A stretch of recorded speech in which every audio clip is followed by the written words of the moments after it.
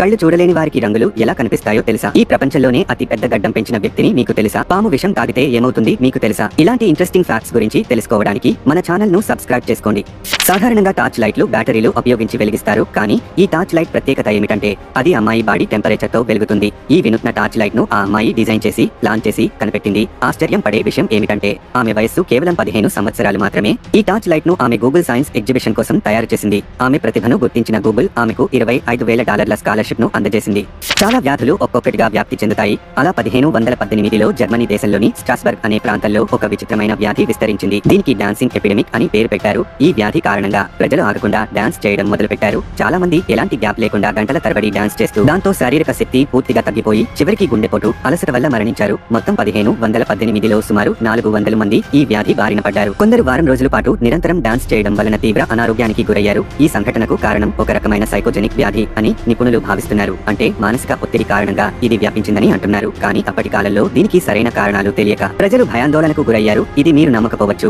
ఈ రకం సంఘటనల గురించి మరింత సమాచారం తెలుసుకోవాలంటే గూగుల్లో డాన్సింగ్ ఎపిడమిక్ అని టైప్ చేస్తే ఈ చరిత్రాత్మక సంఘటనకు సంబంధించిన వివరాలు చూడండి.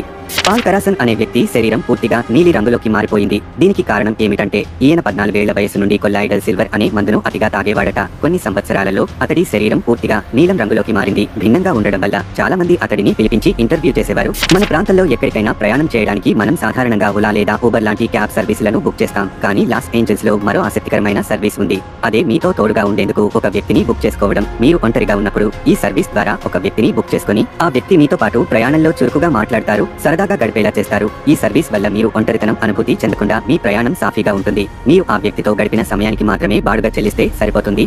న్యూయార్క్ లో ఒకసారి ఒక బస్సులో అన్ని సీట్లు పూర్తిగా భర్తీ అయ్యేంత స్థాయిలో ప్రజలు ఉండేవారు. ఆ బస్సులో ఒక్కసారిగా కాలు నడవలేని ఒక వ్యక్తి ఎక్కాడు. అయితే బస్సులో ఉన్న ఎవరూ అతనికి కూర్చునే స్థలం ఇవ్వలేదు. కానీ బస్సును నడిపే డ్రైవర్ మాత్రమే అతనికి జాలి చూపించాడు. మధ్యలోనే ఆ డ్రైవర్ బస్సులో ఉన్న అందరిని దించి కాలు నడవలేని ఆ వ్యక్తిని మాత్రమే కూర్చోబెట్టి గమ్యస్థానం వరకు తీసుకెళ్లాడు.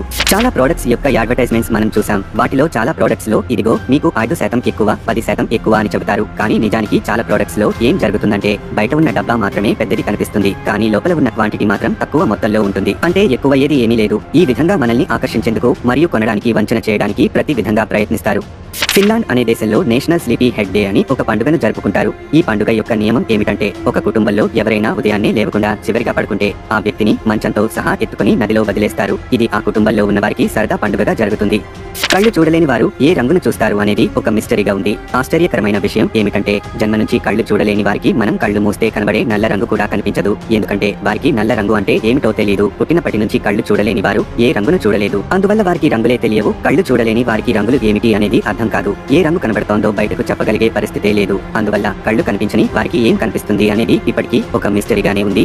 చాలా మందికి గడ్డం పెంచడం అంటే ఇష్టం, కానీ మీ గడ్డంని ఇప్పటి వరకు గరిష్టంగా ఎంత పెద్దగా పెంచి ఉంటారు? ఈ ప్రపంచంలోనే అందరికంటే పెద్దగా గడ్డంని పెంచిన వ్యక్తి ఆయనే. అతని పేరు హాన్స్ లాంగ్సెట్. ఆయన ఎంత పొడవుగా గడ్డం పెంచారంటే 17 అడుగుల పొడవున గడ్డం పెంచారు. ఆయన ఈ పొడవైన గడ్డం కారణంగా గిన్నిస్ వరల్డ్ రికార్డు పుస్తకంలో స్థానం సంపాదించారు.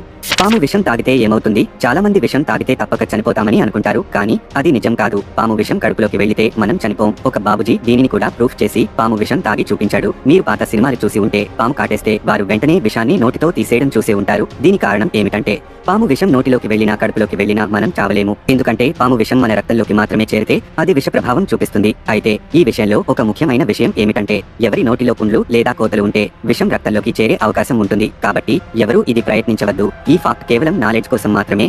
ఎవరు కూడా దీన్ని ప్రయత్నించకూడదు. ఓకే ఫ్రెండ్స్, ఈ వీడియో నచ్చితే లైక్ వేయండి.